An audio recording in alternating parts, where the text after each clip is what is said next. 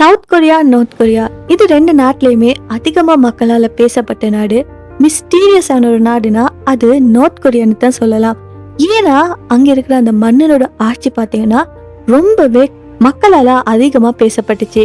Kim Jong உன்னு சொல்லக்கூடிய அந்த மன்னன் பாத்தீங்கன்னா கொரியாவை ரொம்பவே டிஃப்ரெண்டான முறையில ஆட்சி செய்யறாருன்னு சொல்லலாம். சோ இந்த கிம் ஜாங் உன்னு சொன்ன உடனே நமக்கு முதலாவது நினைவுக்கு வர்றது missile test, army parade, angry speech இதெல்லாம் தான் ஞாபகம் வரும்.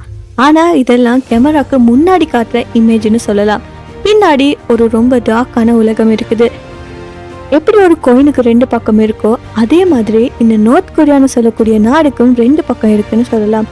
ஸோ இந்த வீடியோல நார்த் கொரியா பத்தி ரேரா வெளியே வந்த ரொம்பவே டிஸ்டர்பிங்கான டீட்டெயில்ஸ் பத்தி தான் இன்னைக்கு நாம ஃபுல்லா எக்ஸ்ப்ளோர் பண்ண போறோம். ஸோ இந்த வீடியோ ரொம்பவே இன்ட்ரெஸ்டிங்கா இருக்கும். மறக்காம எண்ட் வரைக்கும் ஸ்கிப் பண்ணாம பாருங்க. வீடியோக்குள்ள போறதுக்கு முன்னாடி மறக்காம நம்ம சேனலை சப்ஸ்கிரைப் பண்ணி பக்கத்துல இருக்க பெல் ஐக்கானையும் கிளிக் பண்ணிக்கோங்க.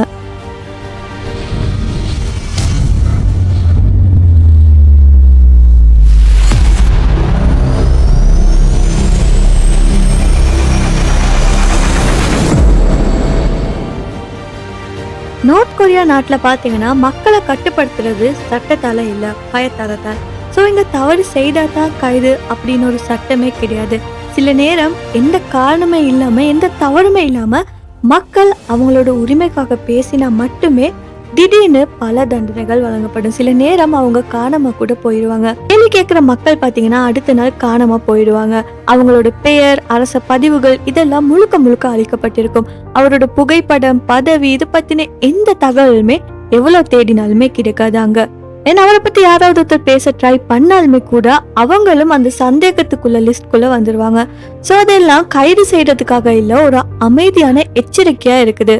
ஸோ நார்த் கொரியால போய் நீங்க கேள்வி கேட்டீங்கன்னா இல்லைன்னா நீங்க நினைச்சதை பேசினீங்கன்னா நீங்களும் ஒரு நாள் இப்படி மறைஞ்சு போயிடுவீங்கன்னு சொல்லாம சொல்ற முறையா இது இருக்குது.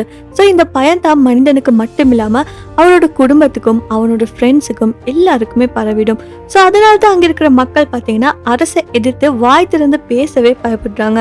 நார்த் கொரியால பயம்தான் சட்டம், பயம்தான் காவலன், பயம்தான் சிறை. ஸோ இப்படித்தான் ஒரு மனிதர் ஒரு நாட்டையே ரொம்பவே சைலன்ஸா கட்டுப்படுத்திக்கிட்டு வாரான்னு சொல்லலாம்.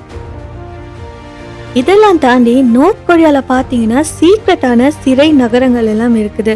ஸோ உலகத்தோட மெப்ல நீங்க தேடினீங்கன்னா இதெல்லாம் உங்களுக்கு பாக்குறதுக்கு கிடைக்காது. ஆனா இந்த நாட்டுல இதெல்லாம் இருக்குது. இந்த நகரங்கள்ல பாத்தீங்கன்னா வயது, குடும்பம், நிலை இது எதுவுமே முக்கியம் இல்ல. அதே மாதிரி இந்த நகரத்துல இருந்து வெளியே போகவும் முடியாது. ஆனா அதுக்கான தடுப்பு சுவரோ எதுவுமே இல்ல. இந்த நகரங்கள் பாத்தீங்கன்னா மலைகளோட அடியில மின்கல் தோட்டங்களுக்கு பக்கத்துல மனிதன் சிரமப்பட வேண்டிய இடங்கள்ல இருக்குது. ஸோ இந்த இடங்கள்ல பனி, மலை இதெல்லாம் அதிகமா இருக்கும். ஸோ கொடுமை எக்ஸ்ட்ரீமா இருக்கும். இது ஒரு இயற்கையான சிறைச்சாலை மாதிரி இருக்கும். இங்க மக்கள் பிறந்து வளர்ந்து அரச கட்டளையிலே வேலை செய்யறாங்க. ஸோ இவங்களுக்கு இருக்கிறது ஒரு சாதாரண வாழ்க்கை இல்லை. ஸோ மக்களை ஏன் இப்படி இடத்துல வாழ வைக்கிறாங்கன்னா அவங்க செஞ்சது மிகப்பெரிய குற்றம் கிடையாது. அரசோட ஒரு சின்ன விஷயத்த மதிக்காத காரணத்தால இப்படி மக்களை இந்த இடங்கள்ல கொண்டு போய் வைக்கிறாங்க. ஸோ இந்த ரகசிய நகரங்கள் எல்லாம் முழு உலகத்திலேயுமே இருந்து மறைச்சு வைக்கப்பட்டிருக்குன்னு தான் சொல்லலாம். ஸோ இதுவும் நார்த் கொரியாவோட ஒரு தண்டனை முறையா தான் இருக்குது. அங்க மனிதர்களை தனிமைப்படுத்தி நிரந்தரமான ஒரு சோகத்துக்கு உள்ளாக்குற முறையா தான் இந்த சிறைச்சாலைகள் இருக்குது. அதுக்கப்புறமா இந்த நார்த் கொரியாவோட பிரசிடென்டான கிம் ஜாங் உன்னு சொல்லப்படுறவரு உணவா மட்டும் இல்லாம ஒரு ஆயுதமாவும் யூஸ் பண்றாரு. எப்படின்னா அவரோட நாட்டுல பாத்தீங்கன்னா நம்பிக்கையுள்ள மக்கள், அவர் சொல்ற பேச்சுக்கு கட்டுப்பட்டு நடக்கிற மக்களுக்கு, அரசுக்கு நம்பிக்கை காட்டுற பகுதிகளுக்கு மட்டுமே உணவு வழங்கப்படுது. அது அவரோட பேச்சை மீறுற பகுதிக்கு, அவரோட ரூல்ஸை மதிக்காத பகுதிகளுக்கு பாத்தீங்கன்னா உணவு வழங்கப்படுறது இல்ல. சோ அங்க இருக்கிற மக்கள் உண்ணவே முடியாது. அவங்க டெய்லியுமே உணவு இல்லாம தான் தவிச்சுக்கிட்டு இருக்காங்க. சோ அதனாலேயே அவங்க மனசுக்குள்ள ஒரு பயம் உருவாகிக்கிட்டே இருக்கும். இதே நேரம் பாத்தீங்கன்னா இந்த அரசு மாளிகைகளுக்கு பக்கத்துல இருக்கிற நிலத்துண்டுகள் எல்லாம் புதிய பயிர்கள் எல்லாம் வளர்க்கப்படும். அதே சமயம் அதுக்கு பக்கத்துல இருக்க சில கிராமங்கள்ல இருக்க பூமி எல்லாம் ரொம்பவே எம்டியா இருக்கும். ஸோ இதுக்கு அர்த்தம் என்னன்னா ஃபுட்டை அவர் வெப்பனா யூஸ் பண்றாருன்னு தான். ஸோ இது மக்களை கட்டுப்படுத்தக்கூடிய ஒரு ரகசிய ஆயுதமா இருக்குது. உணவை ஒரு அதிகாரமா மாற்றி அதே ஒரு அச்சுறுத்தலா மாற்றி அதே ஒரு கட்டுப்பாடா கொண்டு வந்திருக்காரு. இருக்கிற மக்களை நீங்க டிவில எல்லாம் பாக்குறப்ப ஒரு விஷயத்த கவனிச்சிருப்பீங்க.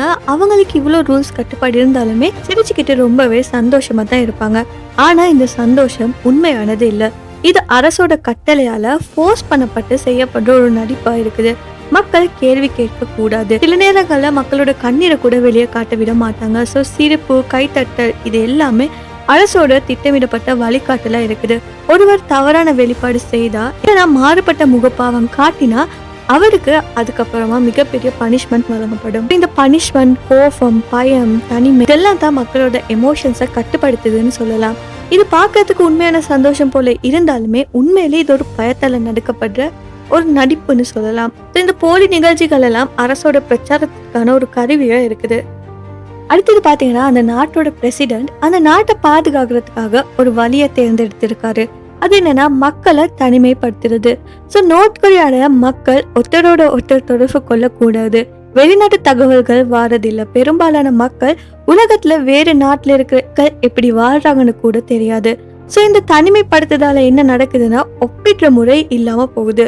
ஸோ இந்த ஒப்பிடுற முறை இல்லாம போறதால மக்கள் அரசை எதிர்த்து பேச மாட்டாங்க. இதால ஏற்படுற பயங்கரமான விளைவு என்னன்னா அங்க இருக்கிற மக்களை பயமுறுத்தி மற்ற நாடுகள்ல இருந்து தனிமைப்படுத்தி வைக்கிறதால மற்ற நாட்டு மக்களோட வாழ்க்கை எப்படி இருக்குன்னு சொல்லி அவங்களுக்கு எந்த ஐடியாவுமே இருக்காது.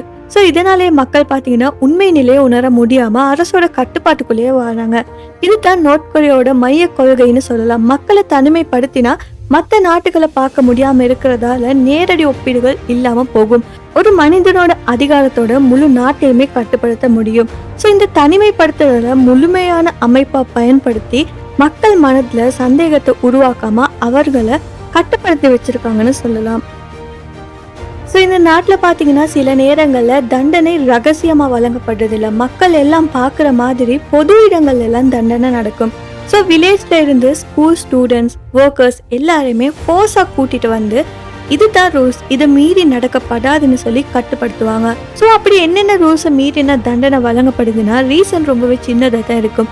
கவர்மெண்டோட ரூலை கொஷன் பண்ணினா, இல்லைனா ஃபாரின் மூவி ஏதாவது பார்த்துட்டா, அப்படி இல்லைன்னா ஒரு பிழையான ஜோக்கை சொன்னா, ஸோ இதுக்கெல்லாம் தான் பனிஷ்மெண்ட் வழங்கப்படும். சின்ன சின்ன பனிஷ்மெண்ட் இல்லை, ரொம்பவே பெரிய பனிஷ்மெண்ட்.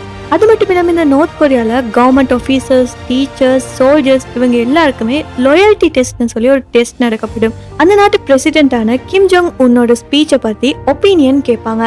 இல்லைனா லீடரோட ஃபோட்டோக்கோ அவங்க கொடுக்குற ரியாக்ஷனை ஒப்சர்வ் பண்ணுவாங்க. கிளப் பண்ணுற டைமிங்கில் கூட நோட் பண்ணிக்கிட்டே இருப்பாங்க அவங்க எப்படி பண்ணுறாங்கன்னு சொல்லி. ஸோ ஒரு பிழையான ரியாக்ஷன் இருந்தால் அதுக்கப்புறமா அவங்களுக்கு சைலண்ட் மார்க் தான். அண்ட் ரிப்பீட்டடான மார்க்ஸ் வந்தால் அவங்க காணாம போயிடுவாங்க. இது ரொம்பவே சைலண்டான ஒரு குவாலிட்டின்னு சொல்லலாம். ஏன்னா மக்களுக்கு என்ன நடக்குது, ஏன் அவங்க டெஸ்ட் பண்ணப்படுறாங்க இது எதுவுமே தெரியாது. அவங்களுக்கு தெரியாம இதெல்லாம் கண்காணிக்கப்படும். அதுக்கப்புறம் பார்த்தீங்கன்னா இந்த நார்த் கொரியாவோட பிரசிடென்ட் இருக்காரு ரைட். ஸோ அவரோட ஃபெமிலின்னு ஒன்று இருக்கும். அந்த ஃபெமிலியில யாராவது ஒருத்தர் இறந்து போயிட்டாங்கன்னா அந்த நாள் ரொம்பவே சோகமான ஒரு நாளா இருக்கும். ஸோ அந்த நாள்ல மக்கள் பார்த்தீங்கன்னா அழுகிறதுக்கு கூட ஒரு தனியான முறை இருக்குது. ஸோ அங்க இருக்கிற மக்கள் கொஞ்சம் குறைவா அழுதாங்கன்னா அவங்க சந்தேகத்துக்குள்ள லிஸ்ட்ல வருவாங்க. அது அதிகமா அழுதாங்கன்னா அவங்க ஆக்டிங் பண்றாங்களோன்னு சொல்லி ஒரு டவுட் லிஸ்ட்குள்ள வருவாங்க. ஸோ ஃபேஸ் எக்ஸ்பிரஷன், பாடி மூவ்மெண்ட் இது எல்லாமே கேமராஸ் மானிட்டர் பண்ணிக்கிட்டே இருக்கும். ஸோ எமோஷன் கூட அங்கே ஃப்ரீ இல்லை. ஃபியரில் கூட கண்ட்ரோல் பண்ணின ஃபீலிங்ஸ் தான் அங்கே இருக்கும். ஸோ எல்லாத்தையுமே கொஞ்சம் கொஞ்சமாக பார்த்து தான் பண்ண வேண்டியதாக இருக்கும். அது மட்டும் இல்லாமல் சில லேபர் கேம்பஸில் பார்த்தீங்கன்னா மக்களை எக்ஸ்ட்ரீமான கோல்டில் ஒர்க் பண்ண வச்சுட்டு ப்ராப்பரான ஃபுட், ரெஸ்ட் இது எதுவுமே கொடுக்காம பாடி கொலாப்ஸ் ஆகிற வரக்காட்டியுமே யூஸ் பண்ணுவாங்க. ஸோ இப்படிப்பட்ட இடங்களில் மக்களை வேலை செய்கிற வைக்கிறதுக்கு பின்னாடி இருக்கிற நோக்கம் என்னென்னா உற்பத்தியை அதிகரிக்கிறதுக்காக இல்லை. அரசுக்கு வேலைன்னு ஒரு விஷயம் முக்கியமே இல்லை. மனிதர்களோட மனதை முழுவதுமாக உடைக்கிறது தான் அவங்களோட உண்மையான நோக்கமாக இருந்திருக்கு. ஸோ இங்கேருந்து தப்பிச்சு வந்த சில மனிதர்கள் என்ன சொல்கிறாங்கன்னா அவங்களோட எக்ஸ்பீரியன்ஸ் ரொம்பவே டேஞ்சராக இருந்துச்சுன்னு சொல்லி. ஏன்னா அவங்க சர்வை பண்ணது அவங்களோட லக்காலையில் சிஸ்டம் மிஸ்டேக் நடந்ததாலன்னு சொல்லியெல்லாம் சொல்லியிருக்காங்க. அதுக்கப்புறமா இங்கே இருக்கிற பிரசிடென்ட் பார்த்தீங்கன்னா சில நேரங்களில் அங்கே இருக்கிற கைதிகளை சடனாக ரிலீஸ் பண்ணுவார். சில நேரம் சின்ன சின்ன பெனிஃபிட்ஸ் எல்லாம் அனௌன்ஸ் பண்ணுவார். அப்போ மக்கள் நினைக்கிறது என்னன்னா இந்த லீடர் ரொம்பவே கைண்டா இருக்கான்னு சொல்லி. பட் ஆக்சுவலி இதுக்கு பின்னால இருக்கிற நோக்கம் என்னன்னா எமோஷனல் டிபென்சியை கிரியேட் பண்றது. ஸோ மக்கள் சஃபர் பண்றதுக்கு ரீசன் லீடர் இல்லை, ரிலீஃபுக்கான ரீசன் தான் லீடர்னு சொல்லி மக்கள் நம்ப தொடுவாங்க. ஸோ இதற்காக தான் இதெல்லாம் செய்கிறாங்க. இது சைக்காலஜிக்கல் ட்ரப்பாக இருக்குது. ஒரு தடவை யாராவது ஒருத்தர் எனிமின்னு சொல்லி லேபிள் பண்ணப்பட்டாங்கன்னா அதுக்கப்புறமா புக்ஸ்ல இருந்து அவங்களோட நேம் எல்லாம் டிலீட் ஆகும். அவங்களோட ஃபோட்டோஸ் எல்லாம் எடிட் பண்ணப்படும். ஃபேமிலி ஹிஸ்ட்ரி எல்லாம் ரீரைட் பண்ணப்படும். ஸோ ஃபியூச்சர் ஜெனரேஷனுக்கு இப்படி ஒருத்தர் இருந்ததே தெரியாமல் போயிடும். ஸோ இது ஃபிசிக்கல் பனிஷ்மெண்ட் மட்டும் இல்லை, ஒருத்தர் இருந்ததுக்கான அடையாளத்தை முழுவதுமாக அளிக்கிறாங்க இங்கே. ஸோ இது தான் நார்த் கொரியாவோட ரியல் சைடுன்னு சொல்லலாம். கேமராக்கு முன்னாடி இருக்கிற இமேஜுக்கு பின்னால ஒரு டார்க்கான ஸ்கேரியான உலகம் இருக்குது. நார்த் கொரியாவில் இருக்கிற எல்லாருமே சேஃப்டியா இல்லை, மைண்டும் லைஃபும் எமோஷன்ஸும் கண்ட்ரோல் பண்ணப்பட்டுக்கிட்டே இருக்குது. இப்போ நாங்கள் இருக்கிற காலத்தில் ஒரு கண்ட்ரியில் இதெல்லாம் நடக்குதுன்னு சொன்னால் நம்ப முடியுமா? பட் இதுதான் ரியாலிட்டி. ஸோ இதை பார்த்தா நமக்கு ஒரு வார்னிங் மாதிரி தான். பவரை மிஸ்யூஸ் பண்ணினா ஒரு சொசைட்டியே ஃபியரில் கொலாப்ஸ் ஆகிடும்னு சொல்லி. ஸோ நெக்ஸ்ட் டைம் இந்த மாதிரி இன்னும் இன்ஃபர்மேட்டிவான மிஸ்டீரியஸான டாப்பிக்கில் பார்க்கலாம். அதுக்கு முன்னாடி கமெண்ட்டில் சொல்லுங்கள் நீங்கள் இதில் எது ரொம்பவே கொடூரமான ஒரு செயலாக ஃபீல் பண்ணீங்கன்னு சொல்லி. ஸோ இந்த வீடியோ பிடிச்சிருந்தா மறக்காம இந்த வீடியோ லைக் பண்ணி ஷேர் பண்ணுங்கள்.